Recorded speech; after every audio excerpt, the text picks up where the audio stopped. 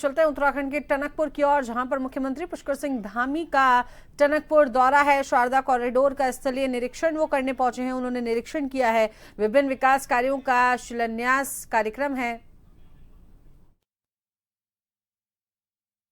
बाबा बयानुल्ला का नाम लूं, इतने स्थान हैं कि पूरा देव स्थानों से आच्छादित है।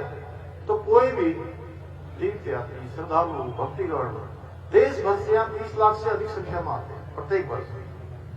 तो वो आएंगे तो उनके लिए ये जो ISBT बन रहा है, यहाँ पर ऐसा प्रबंध होना चाहिए कि उनके परिवार रुक सके, उनके बच्चों को कुछ खेलने का स्थान मिल सके, कुछ मनोरंजन का स्थान मिल सके।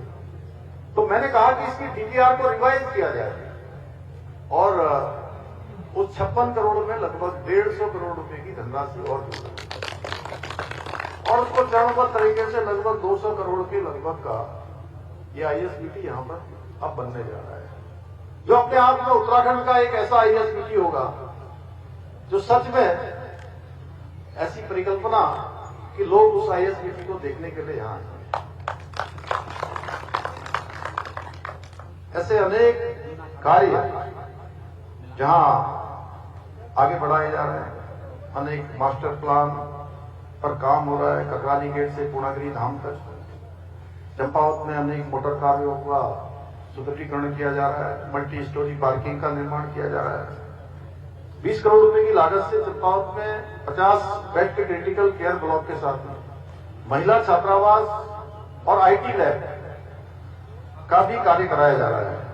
इसके साथ ही पर्यटन को बढ़ावा देने के लिए चूका क्षेत्र को वेडिंग डेस्टिनेशन के रूप में ही विकसित किया जा रहा है।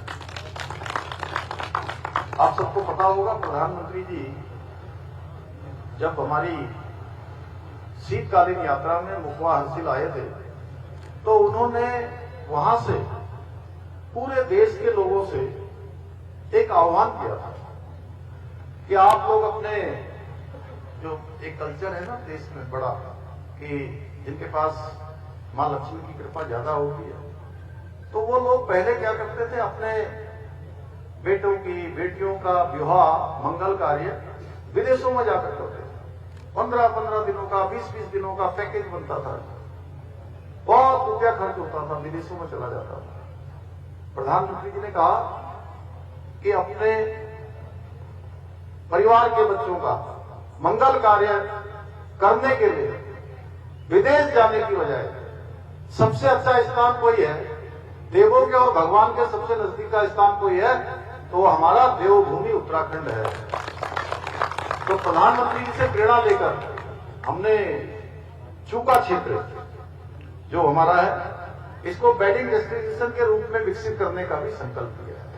और इसी प्रोजेक्ट, ये जो शारदा कॉरिडोर बन रहा है, रिवर फ्रंट बन रहा है, इसके साथ साथ इसको भी इसमें सम्मिलित किया जाएगा। इस पर भी हमारा उत्तराखंड इंफ्रास्ट्रक्चर इन्वेस्टमेंट बोर्ड इस पर काम कर रहा है।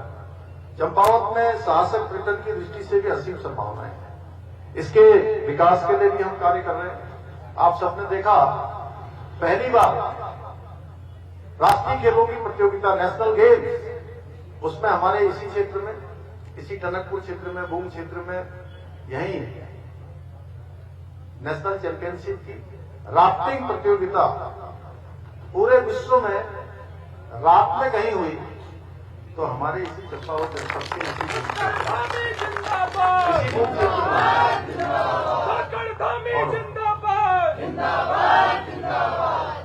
हम पूर्णागिरी क्षेत्र में स्पिरिचुअल जोन, इको टूरिज्म जो विकसित करने के लिए भी प्रयास कर रहे हैं। इसके साथ ही चंपावत में विज्ञान केंद्र का निर्माण कार्य जारी है, जो नई पीढ़ी को विज्ञान और तकनीकी शिक्षा के क्षेत्र में आगे बढ़ाने का अवसर देगा।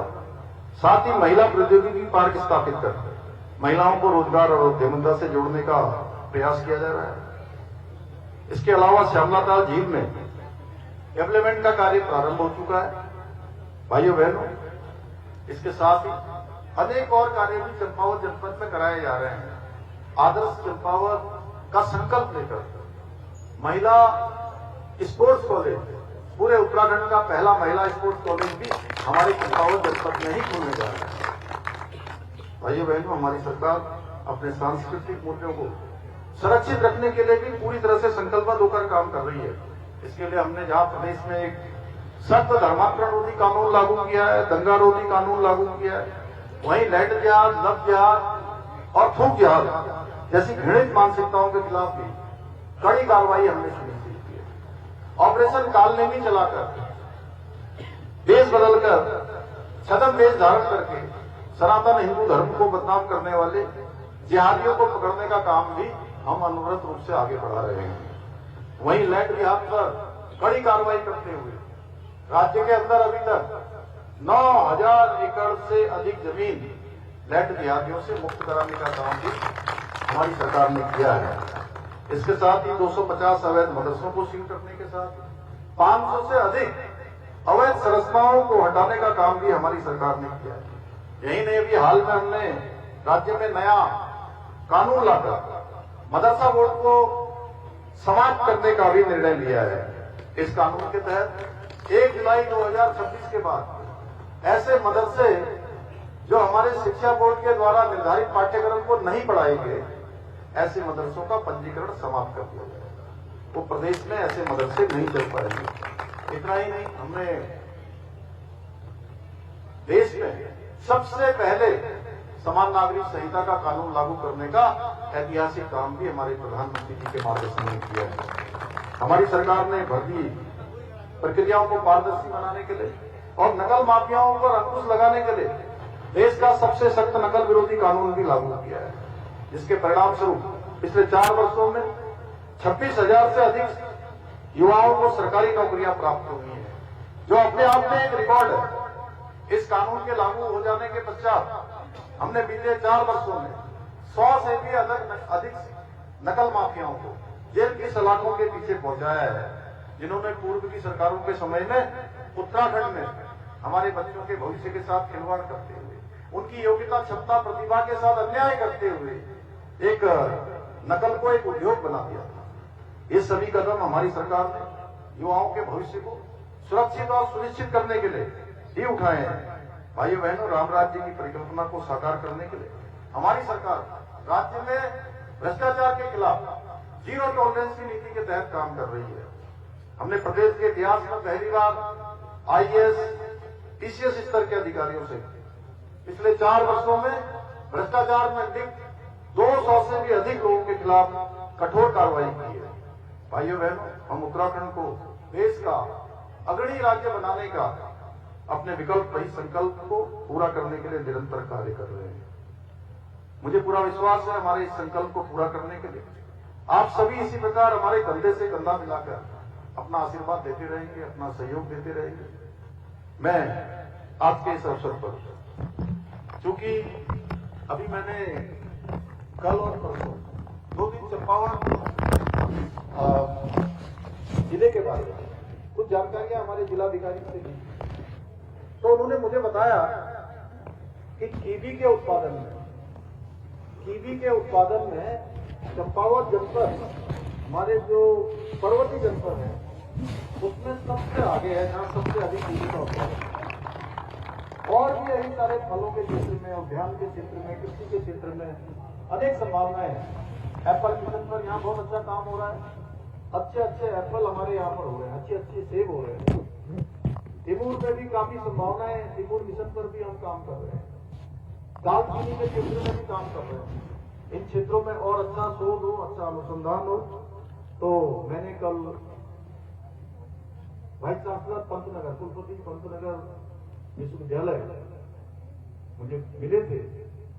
मैंने उनसे अनुरोध किया है कि कृषि के क्षेत्र में और शोध और अनुसंधान बढ़े, यहाँ के लोगों को और सुविधाएं मिले। चंपावत जनपद में एक कृषि का, पंतनगर विश्वविद्यालय से संबंधित कोई कृषि का बड़ा संस्थान, महाविद्यालय एक खुलना चाहिए। मैं इसकी आप घोषणा करता हूँ कि यहाँ पर चंपावत जनपद में एक खोला जाएगा।